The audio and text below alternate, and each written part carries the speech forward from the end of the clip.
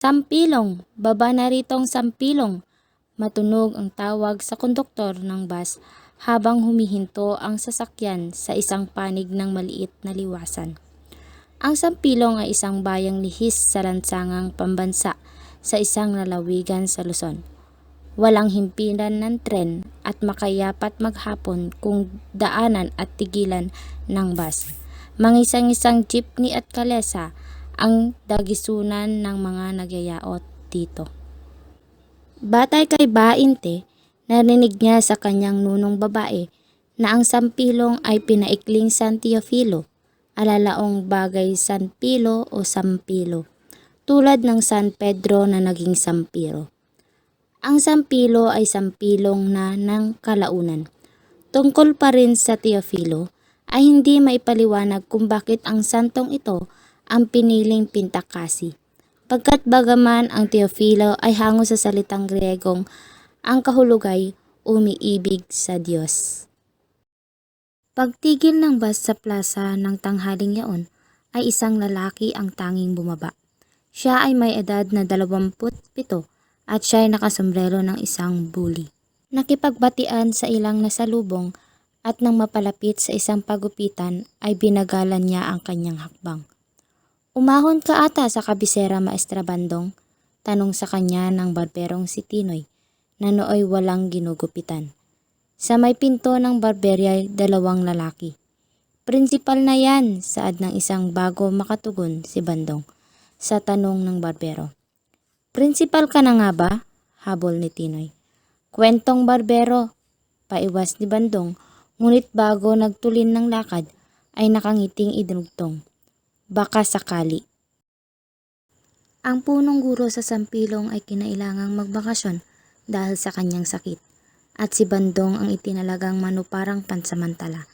Si Bandong ang huwarang guro ng paaralan. Nagmamadali si Bandong sa pag-uwi sa kanyang tahanan sa baryo. Habang daay minamalas niya ang matitilaw na puno ng palay na hitik na sa matatabang uhay at nagyuko sa pagaspas ng hangin. Nalalanghap niya ang simoy ng tigib sa halimuyak ng palay na nahihinog. 1 hanggang 2 linggo na lamang ay gagapasin na ang palay na ito, na isaloob ni Bandong. Sinukat niya ng tingin ang kalawakan ng bukid na puspos ang kabuhayang anaki, hindi mabilang na kamay ng gintong nag-aalay ng di matingkalang ginhawa at ligaya. Naging ugali na ni Bandong na pagkatapat sa bahay ni Mang Pablo at Pina ay nagiging makupad ang kanyang mga hakbang.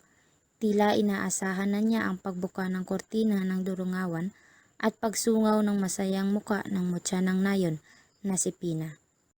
Naglulurok ang apoy ng katanghalian at mahaba-haba pa rin ang lalakarin, subalit hindi alintana ni Bandong ang init at waring di sumasayad sa lupa ang kanyang mga paa.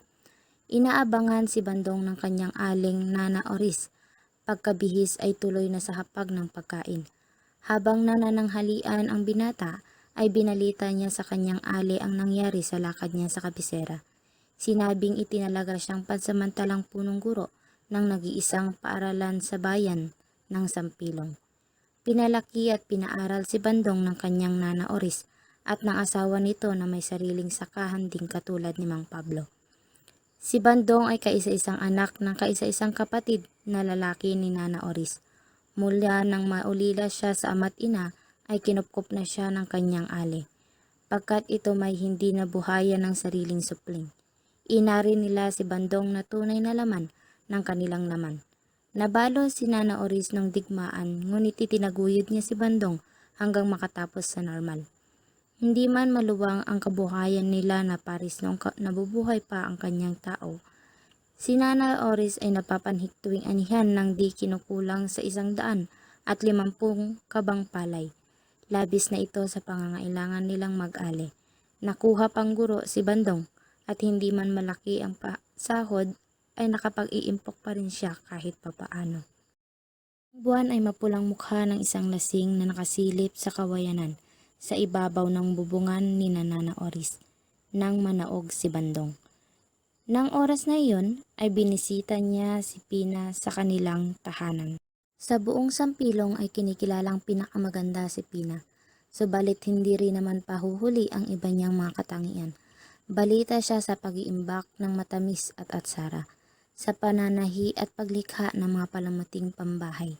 Si Pinay di nanghihinayang na ang kanyang makinis na balat ay masilab sa araw at gumagawa siyang gaya ng balanang taga-bukid. Malimit paghambingin sina Pina at Ninette. Si Ninette ay nag-iisang anak na babae ni Don Severo at Doña Leona.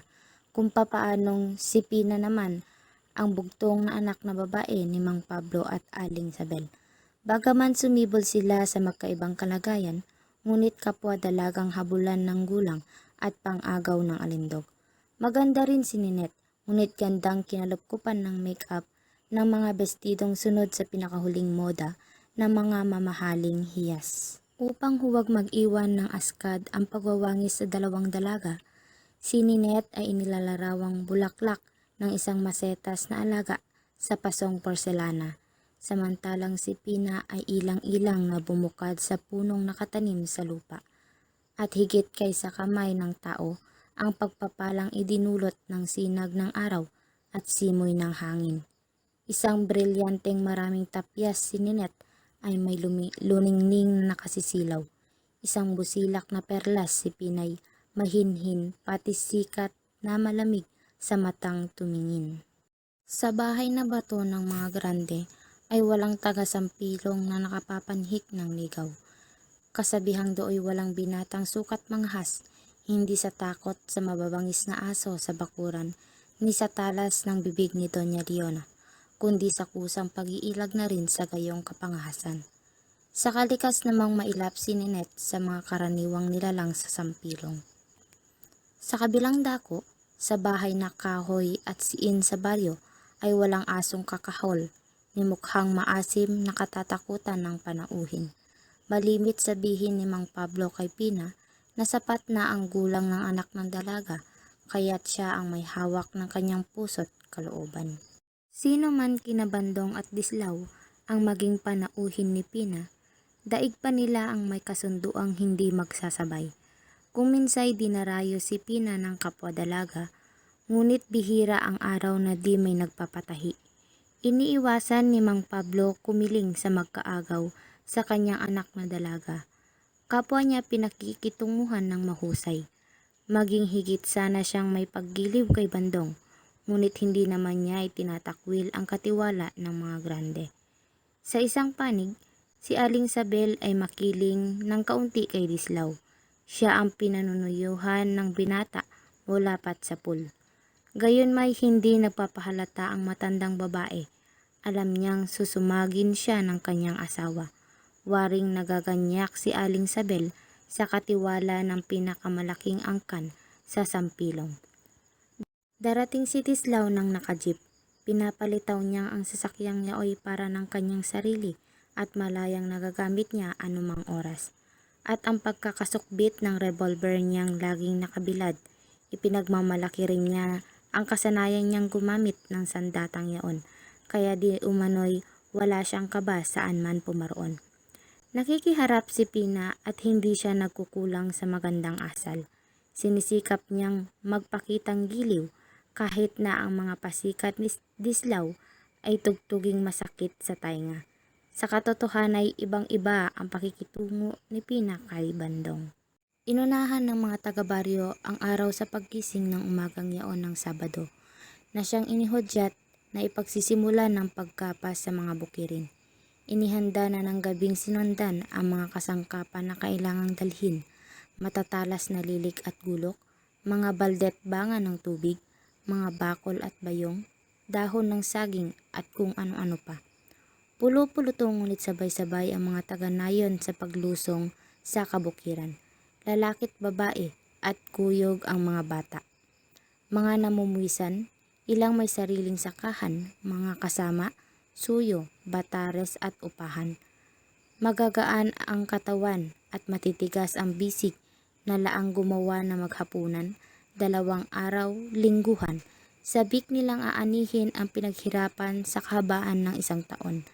Sa umagang ito'y napakarami nga ng mga kababaihan, kaya ang lakaray lalong maingay at masaya. Bihira sa kanila ang di may sunong na bakol at malalapad na bilaong puno ng laman, ngunit patag na patag sa kanilang ulo. Nakarating din sila sa bukid ng halos hindi nila namamalayan. Pantay mata na ang sikat ng araw at kung tamaan ang nagyuyukong puno ng palay na dinuruyan ng hangin ay walang iniwan sa mabining mga alon ng isang dagat-dagatang tumbaga na nag-aalay ng di masayod na kayamanan. Magkakatabi ang mga pitak at basig, ngunit iba-iba ang nagmamay-ari ng gagapasin at iba-iba rin ang gagapas. Ang lalong malawak ay sarili ng pamilya Grande, na hati-hati sa kasama. Ang ibang sukat ay kay Ma'am Pablo at sa mga kagaya niyang nag-aari ng tigi-ilang ektarya na sila-sila na rin ang sumasaka. Ang mga natitira na may-ari matagal nang hindi naninirahan sa sampilong. Ang mga Grande ay hindi nagpapabuwis ng bukid at sila'y maraming kasama. Nasubok nilang higit na mapakinabangan ang gayong paraan. Ang bukiring na iwan kay Nana Oris ng nasirang asawa ay kanya nang pinabuwisan din. Kaya't si Bandong na kanyang pamangkin ay gagapa sa bukid ni Mang Pablo. Nang sisimulan ng hawakan ang mga matatalim na lilik ng mga bihasang kamay, ang pagpungo sa mga puno ng palay, ay dumating naman si Doña Leona na nakasakay sa jeep. Nasa likod ng manibela si Tislaw. Ang may pasakay hindi karaniwang lumalabas sa bukid kung nagpapagapas pa lamang. Ngunit iba si Doña Leona. Kung wala rin lamang siyang kapansanan, ay doroon siya't buhat sa pagpapagapas hanggang sa pagmamandala ng mga tinimbol. Sagad sa paggigiik. Kung maaari nais huwag mabawasan pati ang mga lagas ng butil ng palay na pinupulot ng mga bata at matatandang babae. Pag-ibis ng jeep ay inutos ni Doña Leona kay Tislaw na sabihin sa mga kasama nilang ang gusto niyang mangyari. Pinasabi kung saan niya ibig sapulan ang pagpapagapas at kung saan titipunin ang mga palay. Karaniwan nang ang kasama ang bahala sa mga bagay na ito. Ngunit hanggang dito'y nakikialam pa rin si Doña Leona. Ang talagang layon niya ay maipadamang siya ang may-ari ng sakahan at hindi ang mga kasama. Napawa niyang tauhang naninilbihan sa kanya. Nagdaan ang buong umaga na kasimbagal ng kalabaw na nakasunghaw sa paragos. Subalit hindi maaring maikaila na tanghali na nga dahil sa nagbabaga ang araw sa batok ng mga gumagapas at sa kalam ng sikmura ng marami. Nagkataon namang idinating na ang mga pagkaing pagsasaluhan ng kanya-kanyang pulutong. Mapilit ang ilang kasama sa pag-aanyaya kay Doña Leona, bagay na nagpapakita ng kagandahang loob ng mga taong bukid. Kinawayan ni Pina ang dalawang estudyante at naghayag namang doon na mananghalian. Lahat ng gumagapas ay naghubad ng guwantes, saka hinaplit ang mga pagkaing nakalatag sa mga dulag na nasasapna ng sariwang dahon ng saging. Walang hindi nagpakabusog at sa katunayay tinik at balat lamang ang nalabi nang matapos ang labanan. Pagkaligpit ng mga pinagkainan ay narinig uli ni Doña Leona ang taginting ng gitara at halinghing ng silindro. Walang ano-ano'y umalingaw-ngaw ang matamis na tinig ni Pina na umaawit ng isang kantahing bukid. Pagsapit ng koro ay sumaliw ang sa lahat. Kaya't di ano lamang ang pagkakatuwa habang sabay-sabay na inaawit ang magtanim ay di biro.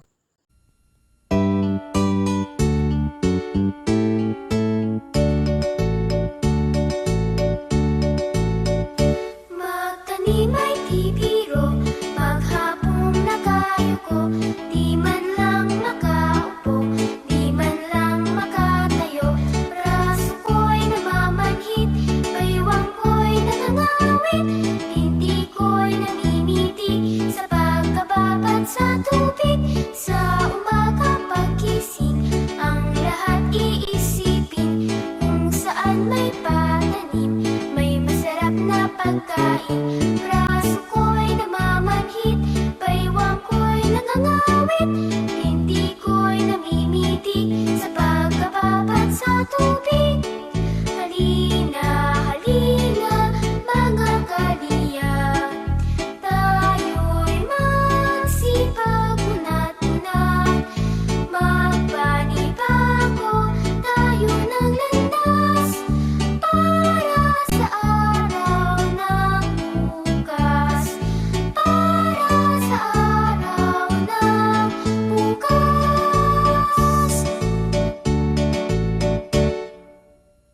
mahigpit kaysa dati si Doña Leona sa paniningil ng mga pautang.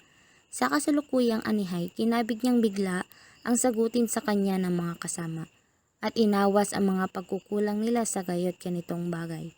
Kinuha ang kalahati ng 6 ukol sa kanya, isinunod ang palay na hiniram, saka ang utang sa damit at kasangkapang hulugan. Gayon din sa gamot, sigarilyo at iba pa.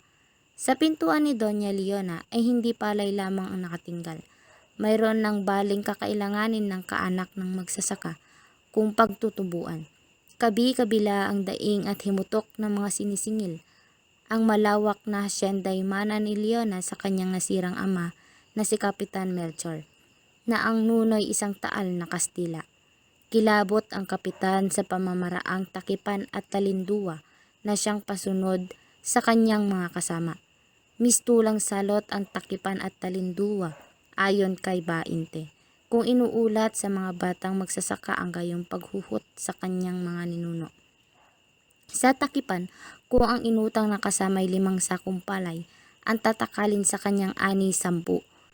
Sa talinduwa 1/3 bahagi ang patong. Magkakainitan kung magpapatuloy sila sa pakikipagtalo kay Doña Leona, kaya napahinuhod na sila kahit may nais pang sabihin. Alam nilang naroon na wala silang lusot kay Doña Leona, pagkat siya ang laging tama. Kailanman ay sila na ang kusang tumitigil at nagpapatalo. Nasa Doña ang huling pangungusap. Pagka iginiit ang ganang kanila, tumpak man at matuwid, ay hahantong sa pagkakahidwaan. Masakit mang alipusta si Doña Leona.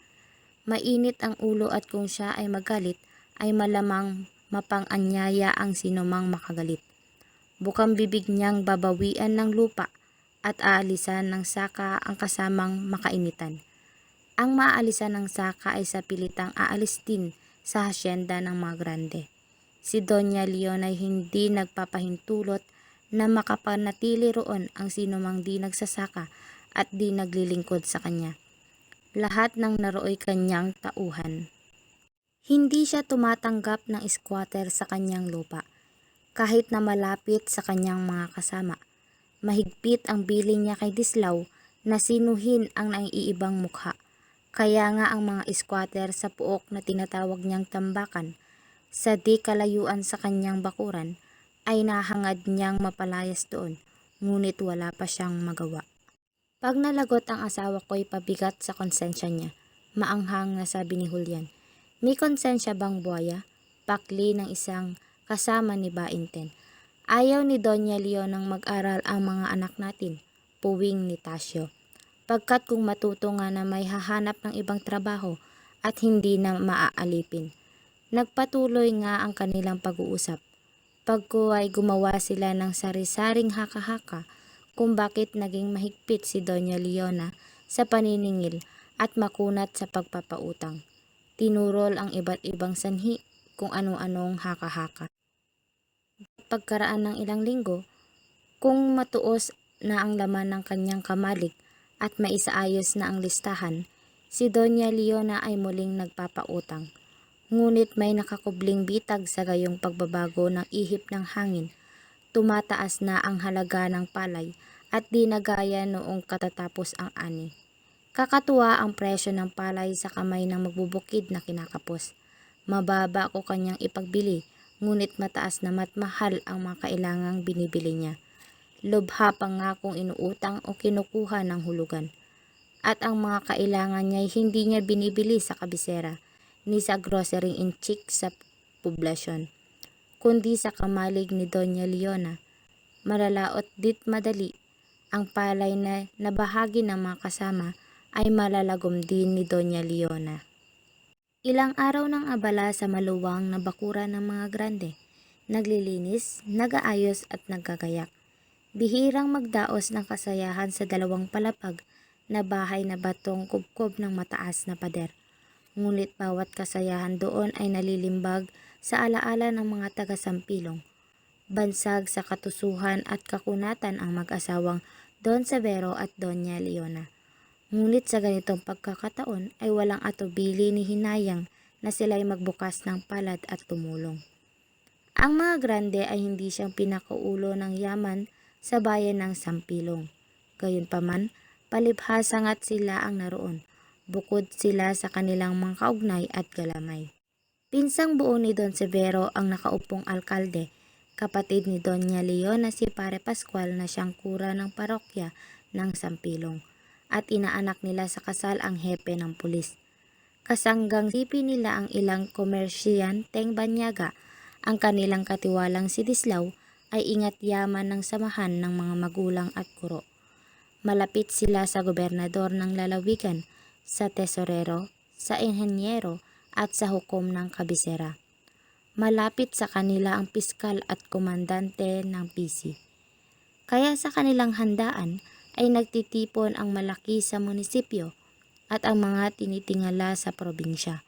May mga tanging panauhin pang nagsisidayo buhat sa Maynila. Inaasahan ng mag-asawang Don na mag-iibayo ang sigla sa dalawang anak nila. Nakapwa nagtapos ng karera. Si Junior o June, ang panganay, ay tumanggap ng diploma sa medisina sa gulang na 26 na taon. At si Ninette, ang bunso, ay isa ng parmasyutika. Sumasalipadpad ang saya ni Doña Leona sa pagyayaot dito sa bakuran sa bahay na bato, upang subaybayan ang gawain ng mga katulong. Pinili ng Donya ang bahagi ng bakuran na nais niyang paglagyan ng mga mesang kakainan. Tinawag ni Doña Leona si Iska, ang pinakamayordoma, at sinabi ritong ipagsaing ng bukod ang mga katulong na lalaki't babaeng taga-bukid. Pinagsaing niya si Iska ng mapulat mapalay na bigas na para sa mga alila, at ang sangbilaong talimusak na ulam ng mga alila ay sinabi niyang hanggang maghapunan nila iyon. Narinig agad ng mga gumagawa sa bakuran ang tunog ng busina ng otomobil, kaya't binuksan ang pambungad na pinto ng bakuran. Ang pintong ito ay nakasarang palagi, at kaya lamang nabubuksay kung may papasok o lumalabas. Pumasok ang isang malaking otong kumikislap. "Ang senyorito at senyorita!" Pahiyaw nang nagbukas ng pinto, pagkakilala sa mga sakay. Nooy bago tumanghali ng araw na ipagdaraos ng kasayahang parangal sa mga dumating, maliksing sumalubong sina Don Severo at Doña Leona, at tiniyak na ito na nga sila pagkatanaw ng magarang oto. Maaga pa inip na ang mag-asawa sa paghihintay sa kanilang mga anak. Yumakap sina June at Ninette sa kanilang mga magulang, at nagsikamay ang apat na kasama nila. Nagtuloy ang lahat. Ipinakilala ni June ang kanilang mga kaibigan. Si Mariby, na isang mestisang China, ay nag-aaral ng karunungan sa bangko sa universidad ding pinagtapusan ni June. Ito namang si Bining, tinukoy ang isang simpatikang dalagang kayumanggi. Si Bining ay magtatapos ng karunungan sa pagtuturo. Si Phil, itinuro ni Ninette, ang isang binatang mahagway at nakasalamin ng dekolor. Siya'y doktor na rin, nagtapos na kasabay ni June. "Di ko gaanong kilala ang isang to," ani ni Ninette. "Ang balita ko'y malapit ng mag-abogado at ang ngalay Dan." Napatawa ng malakas sina Bining at Mariby. Sa kabuuan, ang anim ay kabilang, kung hindi man isinilang ng may kutsarang pilak sa bibig. Ayon sa kasabihan, walang alinlangang ngayon nakasilong sila sa pakpak na kaginhawaan. Ganap na nasisiyahan sina Don Severo at Doña Leona. Sa ganitong pagkakataon ay ibang-iba ang anyo, kilos at salita na mag-asawang Don. Hinuhubad nila ang kasungitan, ang kawalang galang at katalasan, at nagsusuot ng balat kayong kagiliw-giliw, may ngiting nakahahalina at gawing nakaaakit. Hindi na sila ang Don Severo at Doña Leona ang kinatatakutan ng mga taga-bukid, kundi sila ang mga grandeng kaibigan ng mga gobernador, at kundi sila ang mga kaibigan ng pinuno sa munisipyo at sa kabisera. Nagsikip ang gusali at bakuran nang magsirating ang mga pinaanyayahan. Nakita-kita roon ang mga alkalde at pinuno ng di kukulangin sa 4 na bayan. Ang hukom, at naroon din ang ilang guro at ilang langkay ng mga binata't dalagang nakakaungos sa karamihan. Naroon din si Bandong, ang mag-amang Pablo at Pina. Hinubad na ng pawisang hapon ang kanyang balabal na ginto at naghalili ng abuhing sutla ng takip silim. Datapwat sa bakura ng mga grande ay hindi makapanaig ang dilim ng gabing lumalatag, pagkat ang mga ilaw elektrika ay nagsasaboy ng liwanag sa lahat ng sulok. Mga unang sandali pa ng hapon ay dinating na ng mga taga-bukid ang mga pagkaing niluto. Mga letsyong hindi pa inaalis sa tuhugan, ilang relyenong pabong nasa bakol at balot ng salupin, mga prinitong manok na nasa tiklis at nasasapnan ng murang dahon ng saging, kalderetang umaaso pa sa malaking kaldera, mga palanggana ng atsara, at ang mga babaeng taga-baryo ang tanging bihasang magluto ng mga ito. Sina Dislao at Cosme ang nangasiwa ng paglilipat ng pagkain mula sa baryo hanggang sa bahay na malaki.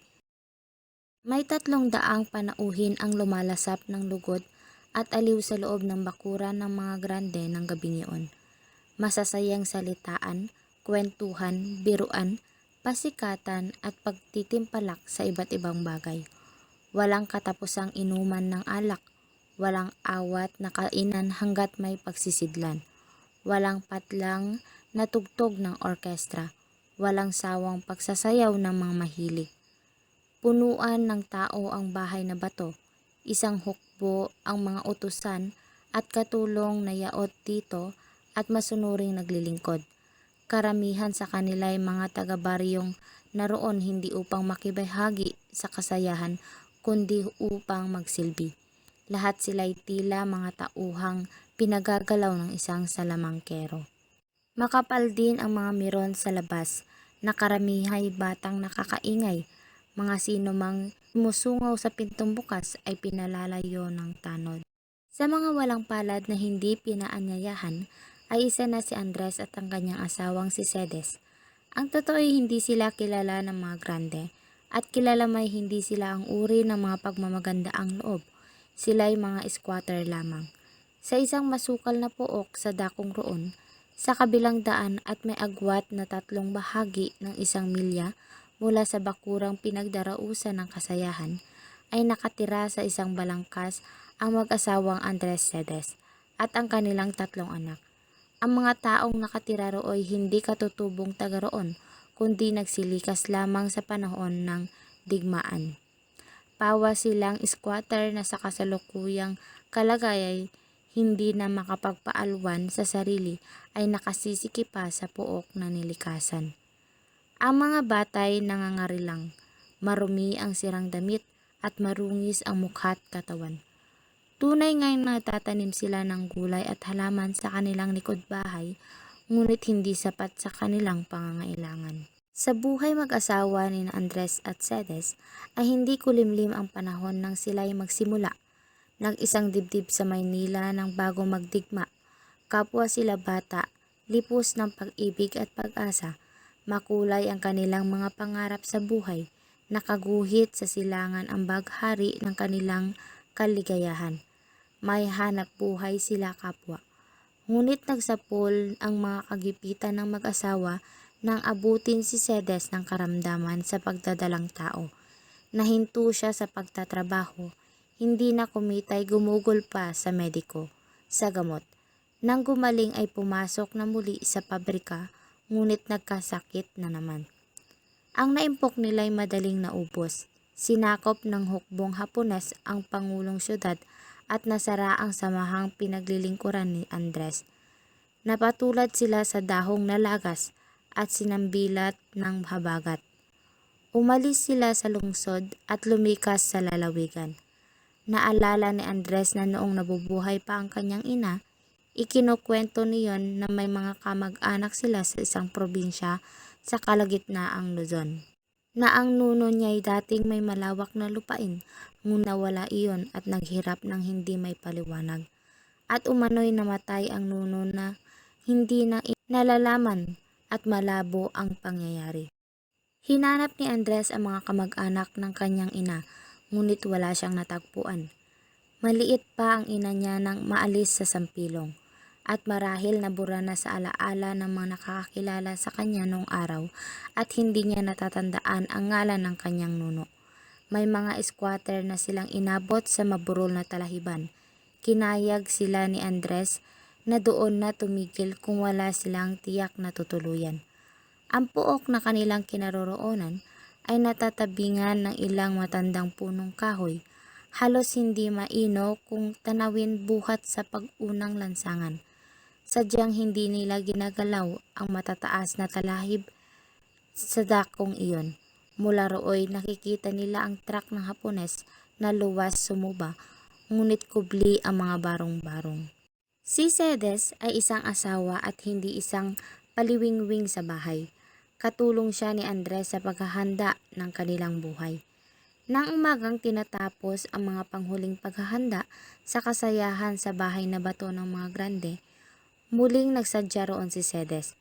Nagbaluti siya ng tapang laban sa mga nakawalang mababangis na aso roon.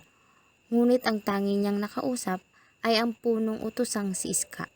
Kakilala niya na si Iska at ibig nga sana nitong makatulong, ngunit dala-dalawa ang kanilang na bandera. Tiniyak ni Iska na walang trabahong may bibigay kay Cedes ngayon. Ang paghandog niyang tumulong ay hindi na sana sa pagtanggap ng kaupahang salapi. Inaasam na lamang niyang baka mabigyan siya at makapag-uwi ng masarap na pagkain kahit kaunti. Sa gayoy makatitikim naman ang kanyang mga anak. Naisip niyang sa pool ng isilang ang tatlong bata ay hindi pa nasasayaran ang kanilang mga labi ng lechon o hamon o relyenong manok. Nang siya'y papasok kanina sa bakurang malaki, ay nasahan niyang ito na marahil ang pagkakataon. Matulin ang mga hakbang ni Cedes nang siya'y palabas sa pinto ng pader. Kung papaano siya sinalubong ay ganun din siyang inatid ng mga kahol ng aso. Madilim na nang umuwi si Andres. Ang kalahating salop na bigas na dala niya'y dagling isinaing ni Cedes. Yaoy para sa kanilang hapunan ngayon at almusal kinaumagahan. Matagal nang naubos ang palay na nadilihensya ni Andres sa bukid noong tumulong siya sa pagkapas. Akala ko pa na may mag-uulam na tayo ng masarap ngayon, turing ni Cedes. Isinalaysay ng babae ang lakad niya sa bahay na bato kaninang umaga. Maswerte pang mga aso ni Doña Leona, buntong hininga ni Cedes. Naisip ko lang kung ba't malayo sa atin ang swerte. Gayong lagi tayo nagsisikap, gayong ala tayong puhunang masama, ang mangyari pang di ko gusto isisi sa Diyos. Alam kong yay gawa ng tao, ng ating kapwa-tao. Mariin ang bigkas niya sa pagitan ng kanyang mga ngipin. Pagkailang saglit ay huminahon siya at nagbiro upang aliwin ang kanyang may bahay na nahahapis. May araw ding kakain tayo ng lechon. Tuyot ang tawa ni Cedes sa biro ni Andres. Ngunit takabisa ang biro. Lechon? Aniya. Ano bang itsura ng lechon? Tanong ni Cedes. Si Andres naman ang humalakhak. Maski ano lang, masarap sa sikmurang walang laman. Waring binawi ni Andres ang kanyang tinuran ukol sa lechon. At napansin ni Cedes na nagbibihis ng panlakad si Andres. Imbitado ka ba? Kanyang itinanong. Humalakhak ang lalaki. Saan ka pa pupunta? Kakain na tayo. Pigil ng babae. Ayat tulog na ang mga bata. Niyaya ako ni Kanor. Sabi ni Andres. Saan naman? Diyan lang. Antayan niyo ko at babalik ako agad. Tuloy nang nanaog si Andres at sa pagliko ng landas ay naroon si Kanor at isa pang squatter. Nooy nakatapos na ng hapunan ang malaking bahagi ng mga panauhin ng mga grande. Nagiinit na ang sayawan sa ibabang palapag ng bahay na bato. Ang mga ayaw sumayaw ay umpok-umpok na nagsasalitaan sa mga hapag sa ilalim ng mga parol. Ang ila'y magkakaakbay na nagliliwaliw sa palibot ng bakuran. Labas-masok sa bakuran ang ilang utusan at dinadalhan ng pagkain ang mga tsuper at tanod. Ilang miron ang sumalingit at nakita ni na Andres na nagtuloy sa mahabang hapag at pinaglilingkuran ang kanilang mga sarili. Mula sa bukas na pinto ng bakuran ay natatayanaw nila ang mga nangyayari at ang iba't ibang bagay sa loob. Pumaroon upang mag-usyoso lamang ang tatlong squatter ay waring tinutukso at kinakawayan ng mga mesang tigib ng pagkain. Tuwirang tinungo ni Kanor at ng kasama ang mahabang hapag ng mga handa. Sumunggab sila ng tig-isang pinggan at pinuno ng laman. Hindi sumunod si Andres. Naglalaway si Andres at kumakalam ang sikmura, ngunit siya'y nagpigil. Namalas niya ang labis na kasaganahan at lahat ng masarap na pagkain. Kanyang naalala si Cedes at tatlo nilang anak na walang inuulam kundi nilagang talbos. Waring natauhan, ipinihit ni Andres ang kanyang mga paa upang umalis. Abala sa pagkain ang dalawa kaya't hindi na niya pinagsabihan. Lumabas siya sa pintuang pambungad, subalit hindi pa siya nakalalayo ay heto na sina Kanor. Nagmamadali at humahangos. "Andres!" tawag sa kanya. Nilingon niya at napansing sila'y may dala. "Ayan, dalhin mo yan." At halos inihagis ni Kanor sa kanya ang ulo ng lechon. Sinalo niya upang huwag malaglag sa lupa. Ibig magsalita ni Andres, magpasubili ngunit napatakbo. Nagpauna ang dalawang nakababatang squatter. Sumunod na rin siya nang hindi lumilingon. Sa kasamaang palad, namataan pala sila ng isang bantay. Nakasalubong ng tanod ang isang pulis na nagtanong kung ano ang nangyayari. Sumigaw ito ng magnanakaw at itinuro si Andres na matuling papalayo. Binunot ng pulis ang kanyang baril at makalawang nagpaputok sa itaas. Narinig ng mga tsoper at ang iba'y nagpatunog ng kanilang mga busina. Nang mga sandaling iyon ay wala na sina Kanor. Nakapasok na sila sa talahiban. Ni hindi sila natanaw ng pulis. Ngunit hindi nakaila sa mga tumutugis na ang lalaking nasa huli ay lumiko sa kumpol ng mga barong-barong sa puok ng mga squatter. Mabilis siyang pumanhik sa isang balangkas. Kahit sa kadaliman ng lugar ay hindi mahirap taluntunin kung saan siya nagtago. Dinatna na ni Bandong sa harap ng bahay paaralan ang mag-asawang Andres at Cedes, kasama ang panganay nilang anak na si Ato. Nagtuloy sila sa tanggapan ng pansamantalang punong guro. Dati nang kilala ni Bandong si Andres.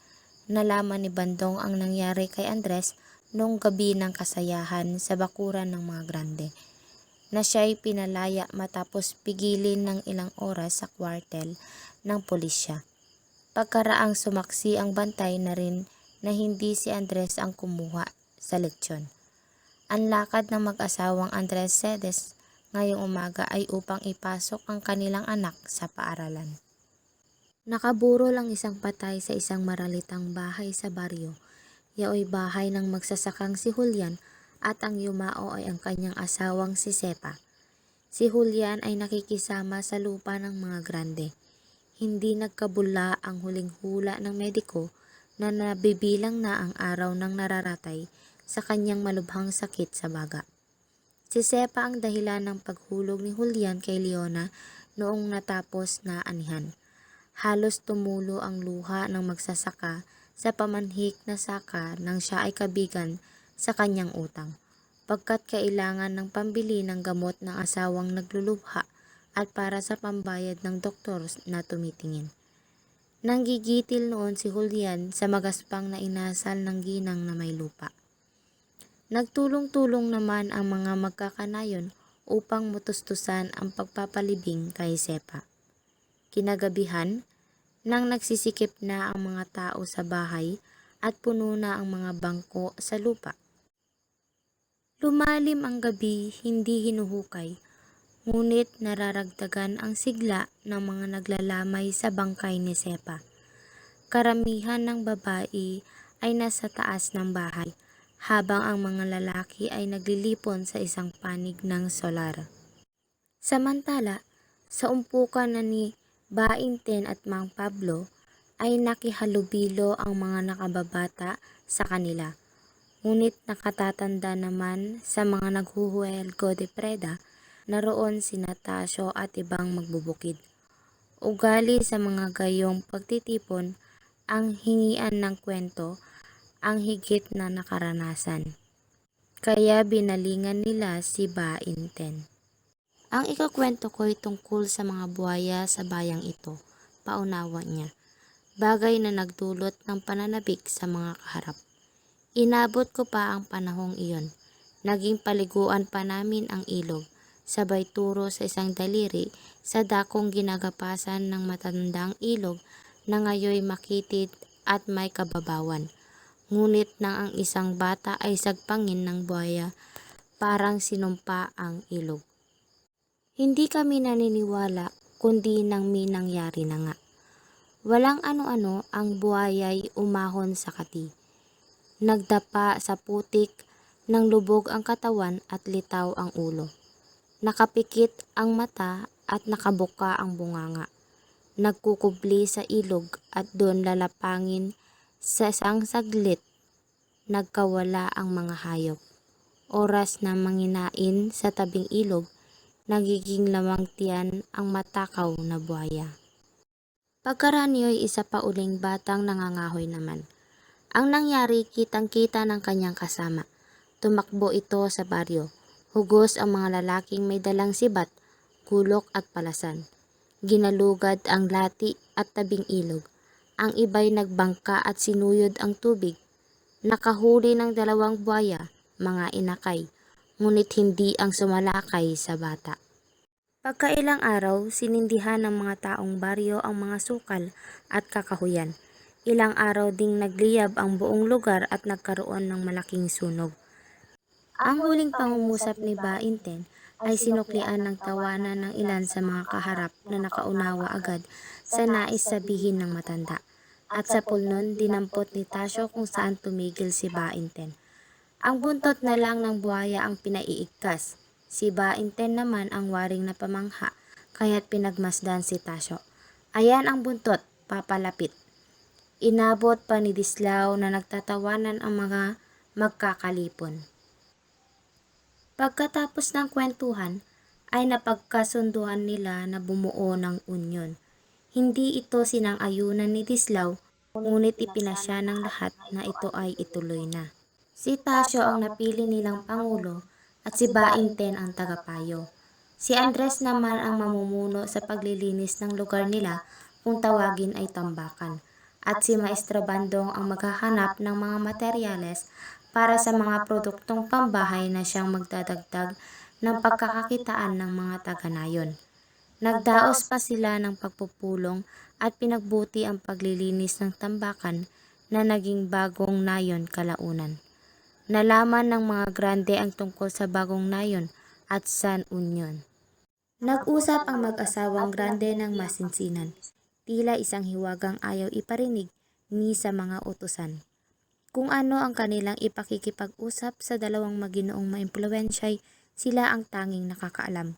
Ngunit maaaring ito ay may kinalaman sa kinabubwisitang mga squatter at sa mga tumitigas ang ulong mga magbubukid. Kinaumagahan ay pinatawag ni Doña Leona si Hepe at sinabing ang lupang nasasakupan ng bagong nayon ay pinamana sa kanila ng kanilang ama.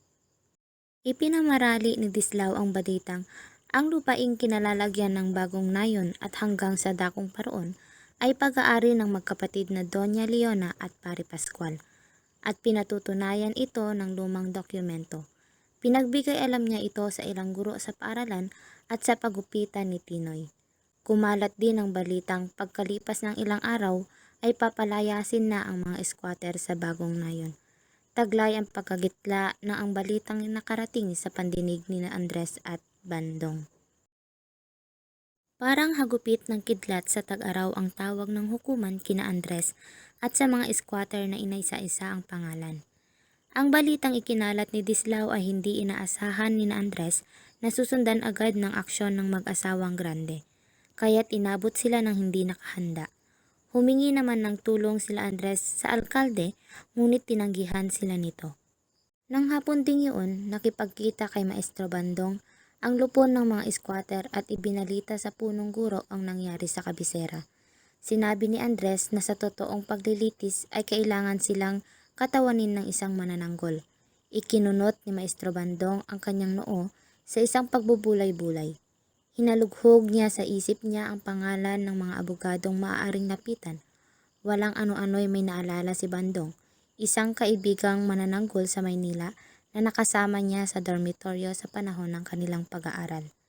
Kinuha niya ang kanyang memorandum at hinanap ang pangalan at tirahan ng manananggol na nasa kanyang isip. Ang manananggol na ito ay si Abogado Reyes. Nakipagkita sila kay Abogado Reyes. Inusisa ng manananggol si Andres ukol sa mga bagay na dapat matanto nito. Inalam kung ilang taon na sina Andres at mga kasama sa tinatawag nilang bagong nayon.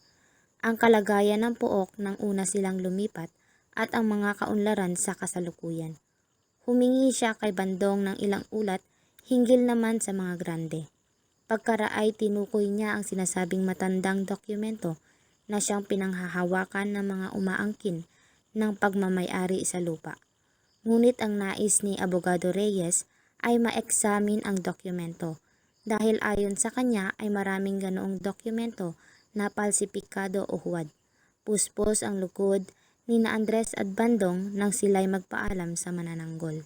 Samantala, pinapunta ni Bainten si Andres sa kanyang bahay. Si Bainte ang pinakamatanda sa nayon at siyang nakakakilala sa mga taga roon. Nalaman niya ni Andres mula kay Bainte na ang kanyang inang si Marta ay taga Sampilong at siya ay apo ni Kabesang Reso na nagmamay-ari ng malaking lupain na inaari ngayon ng mga grande. Walang naghapol sa lupain nang mamatay si Kabesang Reso, kaya't gumawa ng kasulatan ang ama ni Doña Leona na ang lupain ay ibinigay sa dalawang anak niya. Nagulat si Andres nang tawagin siyang eredero ni Bainte.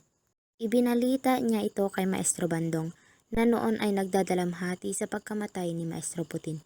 Sinabi ni Maestro Bandong na tutulungan niya si Andres upang malinawan ang lahat kaugnay sa kanyang pagiging eredero. Si Maestro Bandong ang pumalit bilang prinsipal ng paaralan, ngunit hindi pa nagtatagal ay sinuspindi siya dahil sa paratang na nakarating sa gobernador. May nagreklamo sa kanya tungkol sa pagtatayo ng unyon, pakikipag-ugnayan sa mga squatter na naninirahan sa lupa ng may lupa, at pagtatatag ng kooperatiba na hindi gawain umano ng isang prinsipal. Si Ginoong Henry Danyo ang pumalit sa prinsipal ng paaralang bayan ng Sampilong. Lalong napalapit sa puso ni Pina ang binatang maestro dahil alam niya ang mga paratang ay walang katotohanan. Kinadislaw tumira si Ginoong Danyo at isinama niya ito nang minsang dumalaw kay Pina. Nagalit at umalis na tila nagbabanta si Dislaw nang sabihan ng dalaga na wala siyang maaasahan sa panliligaw sa kanya. Nagkaroon ng pagtatalo sina Dislaw at Mang Pablo, ama ni Pina, tungkol sa paglalagay ng bakuran sa paaralan. Gayong napagkasunduan, uunahin ang pagbili ng mga aklat para gamitin ng mga mag-aaral. Naging mainit ang pag-uusap nila kaya inatake at isinugod sa ospital si Mang Pablo. Isang umaga'y magkasamang nagtungo sina Aling Sabel at Dinong sa ospital upang dalawin si Mang Pablo. Naiwang nag-iisa si Pina. Nagkataong dumating si Dislaw. Pinaalis siya ni Pina ngunit tumuloy pa rin si Dislaw at isinagawa ang masama niyang hangarin kay Pina. Dumating si Maestro Bandong at nagtaka nang makitang bukas ang bahay at magulo ang sala. Nakarinig siya ng impit na sigaw mula sa silid at sumugod siya rito. Nagdilim ang kanyang paningin nang makitang nakapaibabaw si Dislaw kay Pina na nagpupumilit kumawala. Nagpambuno ang dalawa at naigupo ni Bandong si Dislaw. Pinaiinom ni Bandong si Pina nang tutukan siya ng baril ni Dislaw. Mabilis na inihagis ni Bandong ang baso kay Dislaw at muli silang nagpambuno.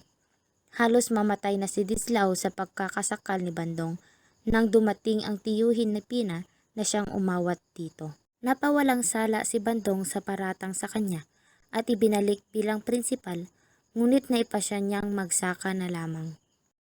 Sa tulong naman ng kaibigang abogado ni Maestro Bandong, ay unti-unting luminaw ang tungkol sa kung sino ang talagang may-ari ng malaking lupain ng Sampilong.